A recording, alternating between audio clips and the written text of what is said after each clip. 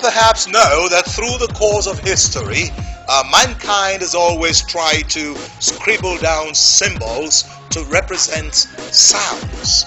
And these symbols that have been scribbled down became alphabet, and that is how people can now read and write. Well, but here, we are more concerned about the quality of our pronunciations. So as you have alphabet to help you read and write, so you also have what we call phonetic symbols. Phonetic symbols. These are symbols representing the sounds in English. Phonetic symbols are the signs of the sounds that we have in English. These are the signs of the sounds that we have in English, and they are called phonetic symbols. Every sign has a sound. In every sound there is a sign.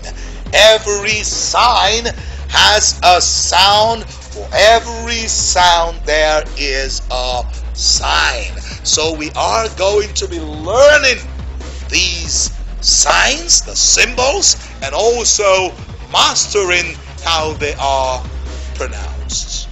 So let's talk about phonetic symbols and their sounds. Phonetic symbols, you see, every sound has a sign.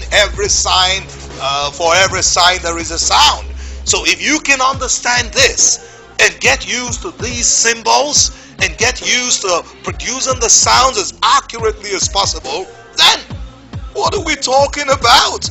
You too can become an enlightened user of spoken English, and together we can champion a generation of people who can adhere to the globally acceptable standard of spoken English. So keep watching our videos, keep sharing my videos, and don't forget to click that subscribe button.